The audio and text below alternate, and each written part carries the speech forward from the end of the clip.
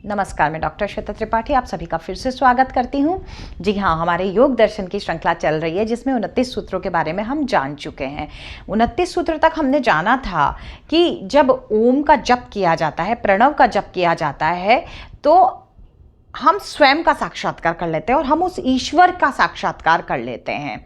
हम स्वयं के अंदर से स्वयं को भी जान लेते हैं और योग के मध्य में आने वाली सभी बाधाएं दूर हो जाती है। आज 30, 31 और 32 तीन सूत्रों को हम करने जा रहे हैं जिसमें हम जानेंगे कि योग के मार्ग में आने वाली बाधाएं होती कौन सी हैं। तो महर्षि 30वें सूत्र में बोल रहे हैं, व्याधि अस्तयान संशय प्रमाद आलस्य अविरति भ्रांति दर्शनम अलब्ध भूमिकत्व अनवस्थित तत्वानि चित्त विक्षेप च अंतरायाः। कि व्याधि, योग के मार्ग में 9 बाधाएं उत्पन्न होती है जब हम आगे की तरफ बढ़ते हैं। तो पहला होता है व्याधि। व्याधि कौन सी होती है? शारीरिक और मानसिक रोग। अगर कहीं भी हम अपने लक्ष्य को प्राप्त करने के लिए आगे बढ़ रहे हैं तो अगर उसके बीच में हम बीमार हो जाते हैं तो क्या हम आगे तक बढ़ पाएंगे?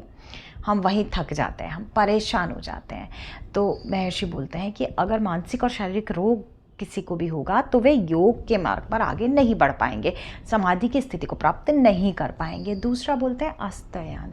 अस्तयान क्या होता है कि जब हम आगे की तरफ बढ़ने की कोशिश करते हैं तो हमारा मन ही नहीं लग रहा है उन चीज़ों में। बहुत कोशिश कर रहे हैं कि कुछ करें लेकिन मन नहीं कर रहा है। कई बार ऐसा होता है, बहुत पढ़ पढ़ के थक जाते हैं, परेशान हो जाते हैं। ऐसा लगता है कि एक टॉपिक अगर नहीं समझ में आ रहा है तो उसी को हम करते जाते हैं, लेकिन वो बिल्कुल नहीं हो पाता क्योंकि हमारा मन पूरी तरीके से उस टॉपिक में लगा हुआ नहीं है। तो अस्तयान कि अगर आपका मन ही आपके काम में नहीं लगेगा तो आगे नहीं बढ़ पाएंगे। तो ये दूसरी बाधा होती है। फिर महर्षि बोलते हैं संशय की अवस्था, कि यार मैं कर तो रहा हूँ लेकिन होगा कि नहीं होगा। मैं कर तो रहा हूँ तैयारी आगे कॉम्पिटिशन एग्जाम की, लेकिन मेरा सिलेक्शन होगा कि नहीं होगा। बस यही मात खा जाते हैं क्योंकि दिमाग कहाँ चला जाता है? संशय की अवस्था में कि होगा कि नहीं होगा। इसीलिए श्री कृष्ण ने भी बोला है कि निष्काम कर्म करो। निष्काम कर्म का मतलब ये नहीं है कि कर्म के बारे में सोचे ही नहीं हम, कि हमें कोई मतलब ही नहीं है और हम आगे की तरफ नहीं। लक्ष्य तो हमको निर्धारित करना ही पड़ेगा। उसका अर्थ यही है निष्काम कर्म का कि लगातार आगे की तरफ बढ़ते जाएं, मेहनत करते जाएं, लेकिन ये संशय की अवस्था ना पैदा करें। अपने मन को इधर उधर ना लगाएं कि भाई होगा कि नहीं। तो ये अवस्था होती है संशय की अवस्था। फिर आता है प्रमाद की अवस्था। प्रमाद होता है कि मन का स्थिर नहीं होना, हमारे रुचि का ही ना होना। हम बढ़ तो गए आगे की तरफ, हम कोई काम कर तो रहे लेकिन हमारा उसमें मन ही नहीं है। ज़बरदस्ती हमको किसी ने थोप दिया है कि अगर ये करोगे तो इसमें ज़्यादा पैसे कमा लोगे, लेकिन हमारा मन नहीं है, हमारी रुचि नहीं है उस काम को करने में। तो ये बहुत बड़ा जो है वो बाधा है आगे की तरफ बढ़ने के लिए। आगे की तरफ हमको बढ़ने नहीं देगी ये अवस्था। इसलिए सबसे पहले क्या देखा जाता है कि हमारी रुचि किस काम में है। तो प्रमाद की अवस्था अगर होगी तो भी हम योग के मार्ग पर आगे की तरफ नहीं बढ़ पाएंगे। फिर है आलस्य। शारीरिक, शरीर को हम कष्ट ही नहीं देना चाहेंगे, हम उठना ही नहीं चाहेंगे। रजाइयों में बैठे बैठे पड़ रहे हैं, हमको आ रही है नींद, सर्दी का मौसम है, शरीर आलस कर रहा है कि नहीं, सो जाते हैं थोड़ी देर, वो सोए ही रह जाते हैं। सुबह उठेंगे, सुबह भी नहीं उठ पाते हैं। तो जब ये अवस्था होगी तो भी आगे नहीं बढ़ पाएंगे। इसलिए शरीर से आलस्य का त्याग करना होगा। फिर है अवृत्ति की अवस्था। अवृत्ति क्या होती है? आसक्ति का हो जाना, राग का हो जाना। अवृत्ति आसक्ति का, पूरी तरीके से हम चीज़ों से जुड़ जाना। हमारा तो पूरा दिमाग, मन, शरीर सब हमारा दूसरी चीज़ों की तरफ है, अपने लक्ष्य की तरफ है ही नहीं। हमारा पूरा ध्यान हमारे पढ़ाई की तरफ है ही नहीं, योग की तरफ है ही नहीं। हमारा ध्यान भटक भटक के दूसरी जगह जा रहा है कि घर में क्या हो रहा है, कोई फंक्शन चल रहा है, किसके कितने कपड़े आए हैं, किसके तैयारियाँ किस तरह से चल रही है, सजावट कैसे हो रही है।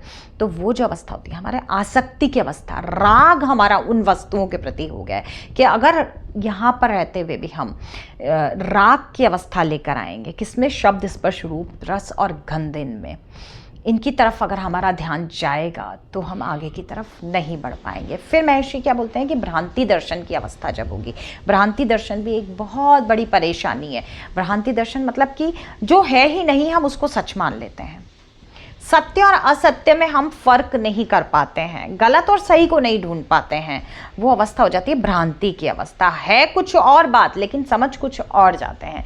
तो क्या अगर ऐसी अवस्था भी रहेगी तो भी योग के मार्ग पर आगे की तरफ नहीं बढ़ पाएंगे। फिर महर्षि बोलते हैं कि अगर अलब्ध भूमिकत्व होगा, अलब्ध भूमिकत्व की हम लोग पा तो गए हैं, हम धीरे धीरे आगे की तरफ बढ़ते जा रहे हैं, लेकिन जो हमने जैसे एक चीज़ को पा लिया लेकिन जब और ऊंचाई तक बढ़ने की कोशिश कर रहे हैं तो हमें उसमें सफलता नहीं मिल रही है।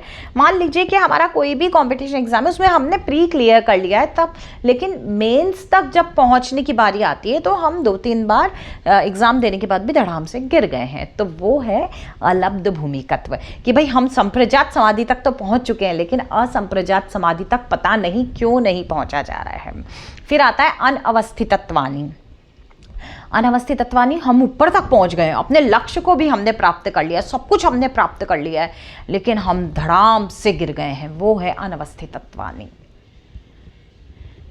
नाम मैं नहीं लूंगी लेकिन कई जगह आज ऐसा देखा जा रहा है, बहुत बड़ी बड़ी कंपनियां उभर करके आ रही है ना, लेकिन वो धड़ाम से नीचे गिर रहे हैं, साल 1.5 साल 2 साल रह पा रहे हैं और धड़ाम से बहुत हाइप तक पहुंच रहे हैं, लेकिन वो बिल्कुल नीचे गिर आके फिर से गिर रहे हैं।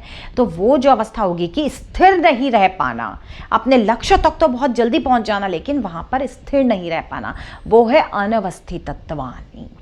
ठीक है, ये जो 9 है ये चित्त के विक्षेप कहे गए। अब महर्षि आगे वाले सूत्र में क्या बोलते हैं 31वें में कि यहां तक ही हम नहीं ठहर रहे हैं, ये 9 तो हैं ही चित्त के विक्षेप, इसके अलावा 4 इसके फ्रेंड्स और हैं भाई, इसके सहभाव और हैं।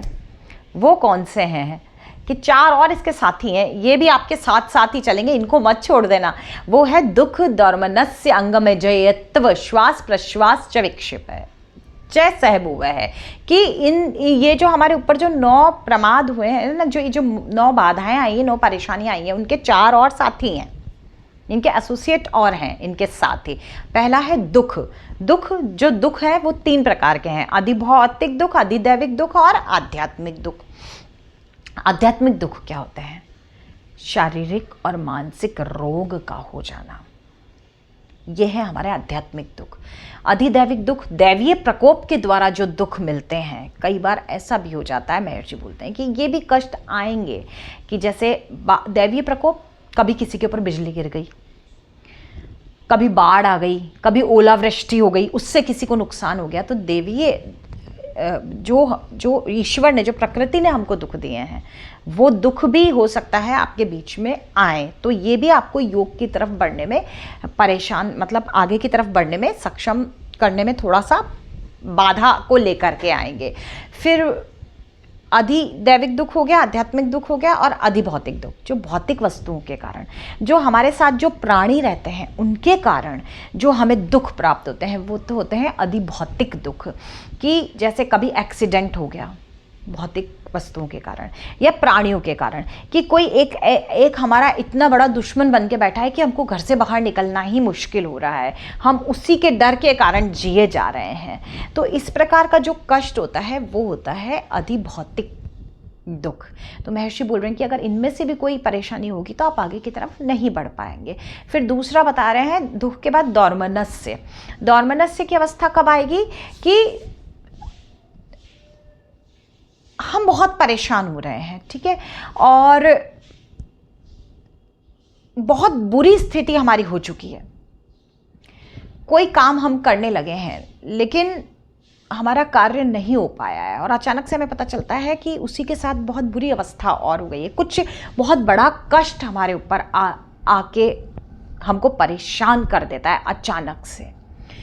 तो वो जो अवस्था होती है, बुरी स्थिति का अचानक से आ जाना, उस समय पर हमारे शरीर में अचानक से कई परिवर्तन देखे जाते हैं, हमारी सांसें भी फूलने लगती है, हम परेशान भी हो जाते हैं, कपकपी भी छूट जाती है। तो उस स्थिति के फलस्वरूप जो अवस्था आती है कि अगर ऐसी अवस्था भी बाई चांस अगर आपकी लाइफ में हो जाएगी तो आप आगे की तरफ नहीं बढ़ पाएंगे। फिर महर्षि बोलते हैं कि अंगमजयत्व, अगर ये अवस्था होगी, अंगमजयत्व मतलब कुछ ऐसी बीमारी का हो जाना जैसे अंगों में कपकपी हो, तो आप योग के मार्ग पर नहीं बढ़ पाएंगे, क्योंकि आप स्थिर ही नहीं हो पाएंगे, आप एकाग्र ही नहीं हो पाएंगे किसी भी चीज़ को लेकर। आपके हाथ और पैर में कपकपी हमेशा चलती ही रहेगी, आप उनको स्थिर भी करना चाहेंगे तो नहीं हो पाएंगे। तो कि अगर इससे संबंधित कोई बीमारी होगी तो भी आगे की तरफ नहीं बढ़ पाएंगे। फिर महर्षि बोल रहे हैं कि श्वास प्रश्वास विक्षेप सहभुव है, कि अगर श्वास और प्रश्वास की क्रिया में कोई परेशानी होगी, श्वास लेने में और बाहर निकालने में अगर कोई परेशानी होगी, कि भाई श्वास का मतलब श्वास लेना और प्रश्वास बाहर निकालना, तो श्वास की जो क्रिया होती है लेने और बाहर निकालने की, उसके मध्य अगर हमें कोई भी परेशानी होगी, श्वास से संबंधित कोई भी बीमारी होगी, तो भी आगे की तरफ नहीं बढ़ पाएंगे। श्वासों के ऊपर हमारा कंट्रोल ही नहीं हो पाएगा तो हम क्या योग करेंगे, हम क्या प्राणायाम करेंगे, हम कैसे एकाग्र हो पाएंगे। तो महर्षि बोलते हैं कि जो 9 हैं उनके साथ ये 4 बाधाएं और भी हैं उनके साथी। फिर बोल रहे हैं कि उनको कैसे दूर किया जा सकता है। तो महर्षि 32वें सूत्र में बोलते हैं तत्प्रतिषेधार्थम एक तत्व अभ्यास है, कि इनका हम प्रतिषेध कर सकते हैं, इनको हम दूर कर सकते हैं। किसके द्वारा दूर कर सकते हैं? एक तत्व के अभ्यास के द्वारा। एक तत्व मतलब किसी भी एक चीज़ के ऊपर अपने आप को एकाग्र करके, उसी चीज़ के ऊपर स्थिर रह करके हम ये जितनी भी परेशानियां हैं उनको दूर कर सकते हैं। स्थिर रह करके मतलब कि जैसे अगर हम त्राटक करते हो किसी भी एक चीज़ के ऊपर, हमने पूरा ध्यान सिर्फ उसी के ऊपर लगा दिया है, हमने कोशिश ये कर रहे हैं, चाहे कोई भी विचार आ रहा है, कुछ भी आ रहा है, तो लेकिन हम कोशिश क्या कर रहे हैं कि हमारा पूरा ध्यान बस उस एक बिंदु के ऊपर ही रहे। तो क्या स्थिर रह करके अपने लक्ष्य की तरफ पूरी तरीके से ध्यान दे करके आप इन सब बाधाओं को दूर कर सकते हैं। महर्षि को देखिए कितने महान थे ऐसे ऋषि हमारे, जिन्होंने हमें साथ के साथ कष्ट भी बताए कि ये परेशानियां आएंगी, तुम घबराना नहीं, आगे बढ़ते रहना है अपने लक्ष्य की तरफ। तो आप भी ऐसे ही बढ़ते रहिए, योग और ध्यान को अपने जीवन में उतारिए, लगातार करते रहिए, एक दिन भी नहीं छोड़ना है, मेडिटेशन हमेशा करना है और श्वासों की क्रियाएं हमेशा करनी है, कंसंट्रेशन बढ़ता है। फिर मिलेंगे हम नए सूत्रों के साथ। आपको अपने लक्ष्य की प्राप्ति हो, आप ऐसे ही हंसते मुस्कुराते रहें और अपने जीवन को सफल बनाते रहें। आप सभी का मेरे साथ जुड़ने के लिए बहुत बहुत धन्यवाद। Thank you so much.